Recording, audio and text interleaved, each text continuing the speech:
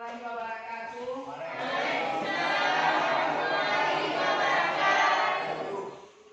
Apa kabar hari ini? Baik. Alhamdulillah, semua pada kabar baik ya. Sebelum kita mulai pembelajaran kita hari ini, marilah sama-sama kita membaca Al-Fatihah. Al-Fatihah mulai.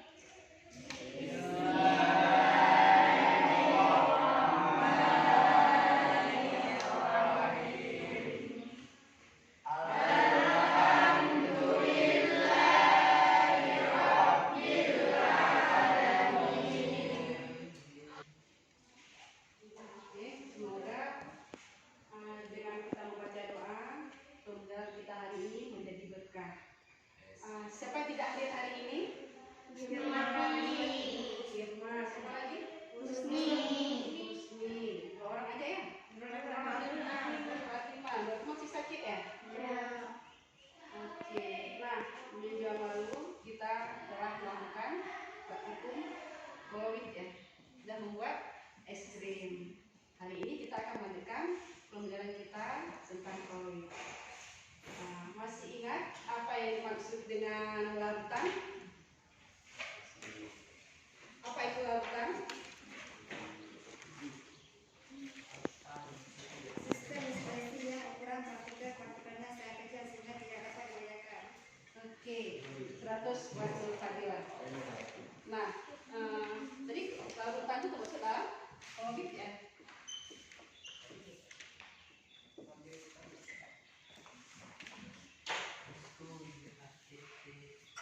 Ada yang tahu apa contoh kolowit dalam kelas ini? Ada nggak kolowit ya? Apa contoh kolowit dalam kelas kita? Spidol, tinta spidol ya. Tinta yang ditulis ini contoh dari kolowit. Oke. Kalau dalam kehidupan sehari-hari apa contoh kolowit? Agar-agar. Iya, Mira. Apa lagi? Es krim. Ada lagi contoh kolowit? Ya? Kabut asap. Iya. Jadi banyak contoh kolowit dalam kehidupan sehari-hari. Mulai tadi apa tadi? Ada tinta, ada es krim, ada agar-agar, ada kabut asap dan lain-lain. Nah, untuk memperdalam materi kita tentang kolowit, kita akan membentuk kelompok. Kita mengerjakan RKB kita. Silakan membentuk kelompoknya masing-masing.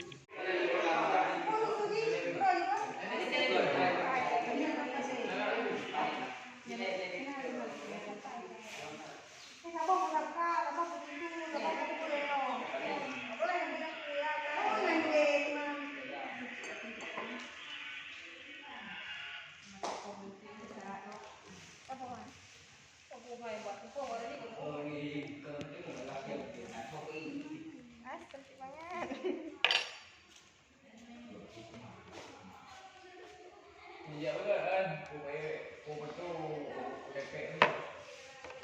Ya, Coba boleh lah. Udah, diaduk semuanya, masing-masing diaduk.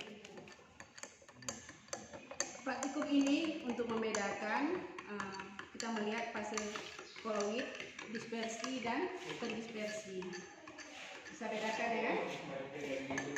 Tadi kolowit contohnya gula dicampur air. Sampai dengan mama tuh gimana?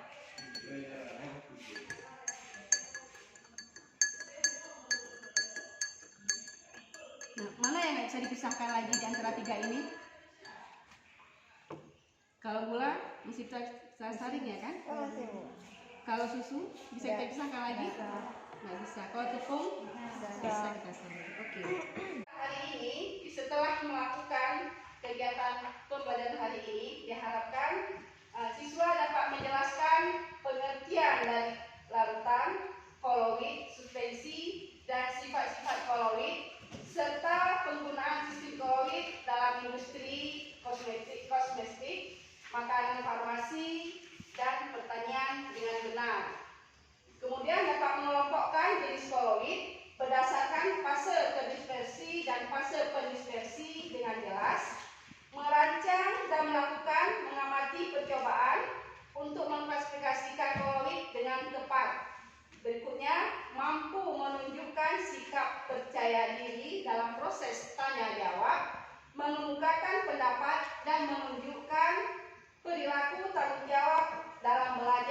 dengan baik. Seterusnya, menyadari adanya sistem kolorit serta manfaatnya dalam kehidupan sehari-hari sebagai wujud kebesaran Tuhan Yang Maha Esa dengan baik. Oke, tadi kita lanjutkan ke bentuk kelompok. Silakan bentuk kelompoknya masing-masing. Rizka. Siapa lagi? Bella. Kemudian, kelompok yang kedua, kelompok agar-agar. Siapa yang suka dimakan agar-agar? Kelompok dua, Mira. Miranda. Siapa lagi? Cutursina. Kemudian ada Sahaludin yang suka makan agar-agar dan Muhammad Aslam. Kelompok ketiga, kelompok yang suka mayones. Siapa aja kelompok mayones? Anjura, Aulia Maisara.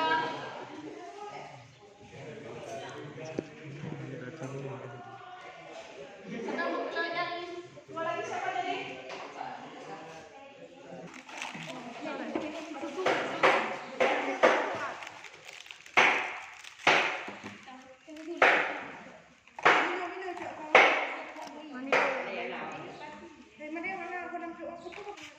Mungkin tambahkan esnya lagi di samping.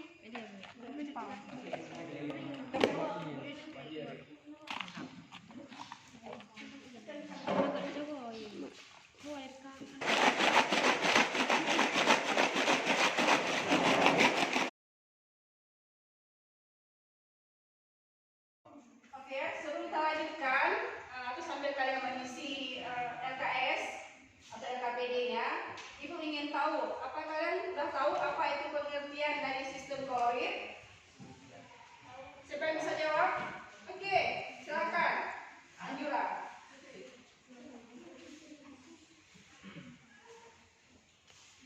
Kami dari kelompok 3 akan menjelaskan tentang sistem kolorit. Sistem kolorit adalah campuran antara dua zat yang punya perbedaan fase dengan partikel berdispersinya, tersebar merata dalam fase dispersi. Oke, 100 buat Anjura. Beri apel buat Anjura. Nah, selanjutnya kolorit itu mempunyai beberapa jenis. Ada yang tahu apa aja jenis kolorit? Bagaimana Nazira? Jenis-jenis kolorit apa aja? Ulang lagi Nazira. Aerosol, oke. Sol, emulsi. Iya. Yang kelima, gel. Oke. 100 buat Nazira. Beri aplaus buat Nazira.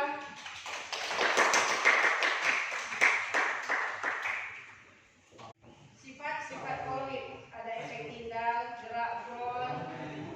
Lanjutkan yang lainnya ya.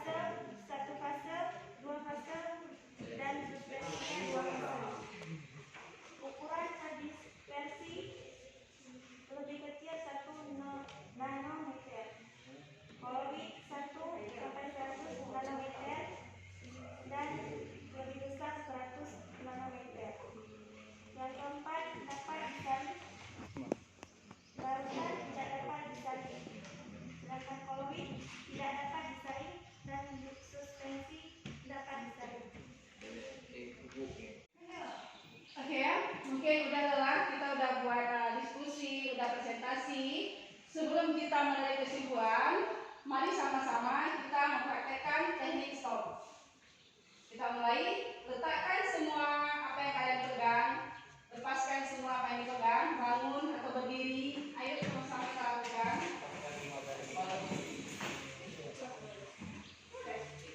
Oke, berhenti dari semua aktivitasnya. Udah ya, letakkan tangan di dada. Letakkan tangannya di dada semua. Udah, tarik nafasnya, tarik nafas dalam-dalam. Tarik nafas dalam-dalam. Keluarkan pelan-pelan. Ya, lakukan sampai 10 kali. 10 kali ya, baru 1 kali. Kedua, tarik nafas dalam-dalam. Sambil istighfar, astagfirullah, astagfirullah, astagfirullah. Lepaskan pelan-pelan. Tarik lagi nafasnya. Rasakan lengannya. Boleh putar kepalanya kalau lelah. Putarkan kepalanya.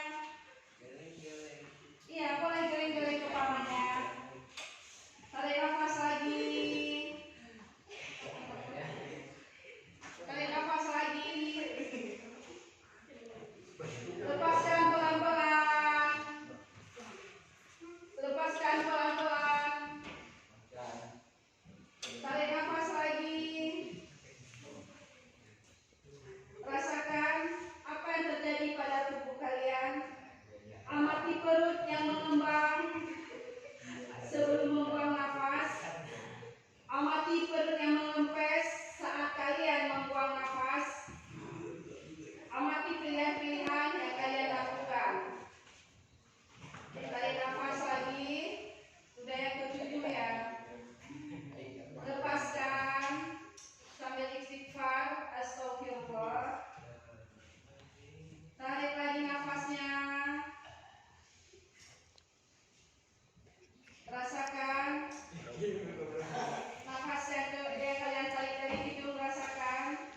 Rasakan juga nafas yang keluar. Sekali lagi yang terakhir, tarik nafas dalam-dalam. Keluarkan pelan-pelan. Sudah selesai.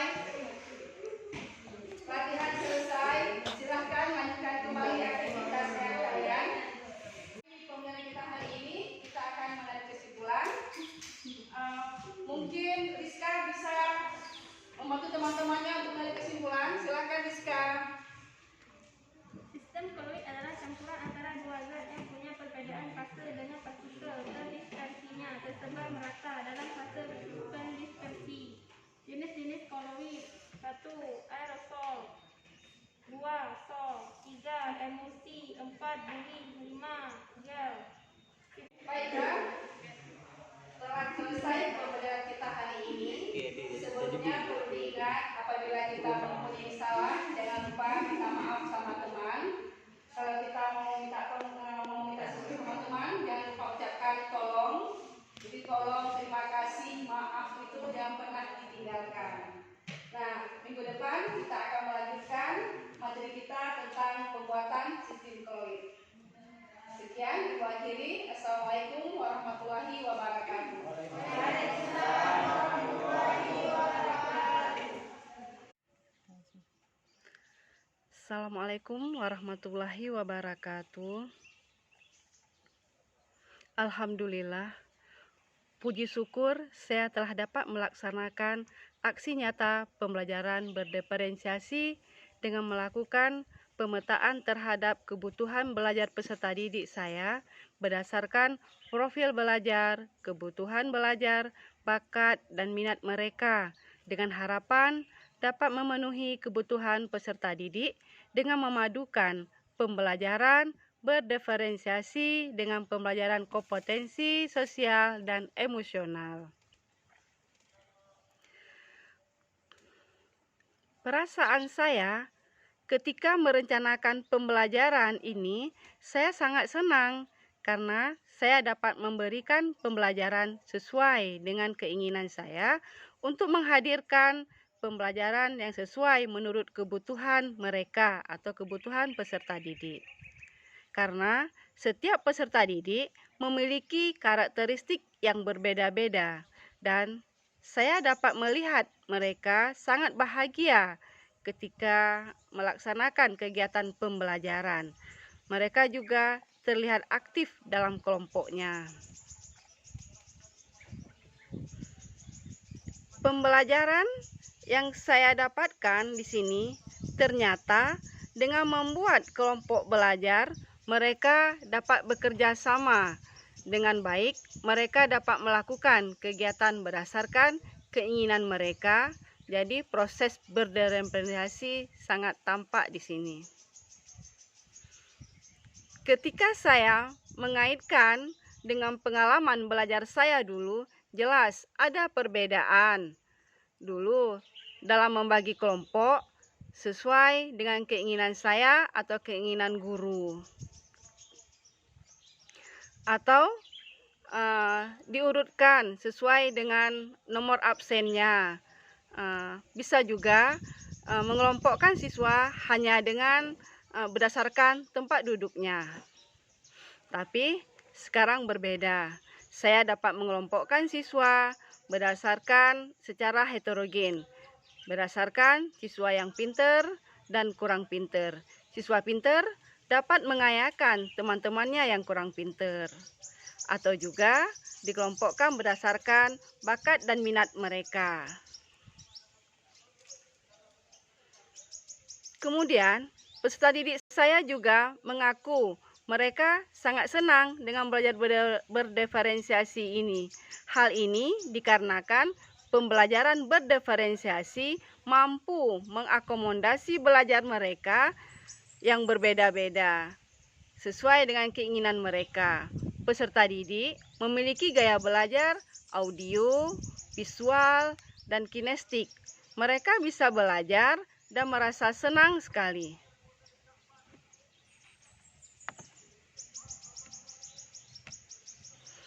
Selama belajar, mereka memiliki kesadaran penuh. Apabila mereka telah terlihat jenuh dan tidak konsentrasi lagi, maka saya segera mempraktekkan teknik stop untuk mengembalikan konsentrasi mereka.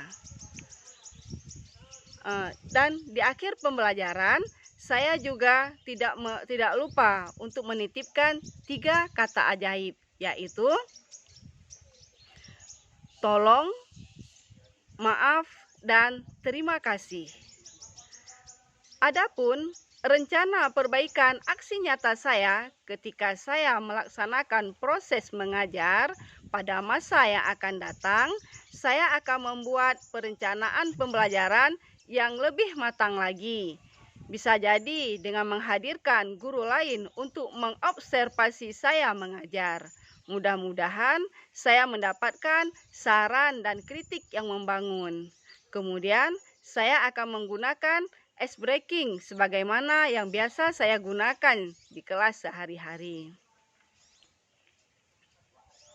Dengan harapan saya, semoga semua guru dapat merencanakan dan melaksanakan pembelajaran berdiferensiasi ini dengan kompetensi sosial dan emosional dalam pembelajaran untuk mencapai tujuan pembelajaran yang bermakna dan berpihak pada peserta didik.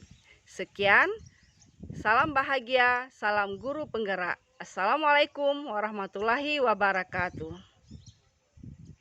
Saya Nazira, kelas 11 IPA. Pada pelajaran ini, kami merasa sangat senang karena dalam pembelajaran ada dipraktekkan teknik stop, sehingga kami lebih bersemangat dan berkonsentrasi kembali.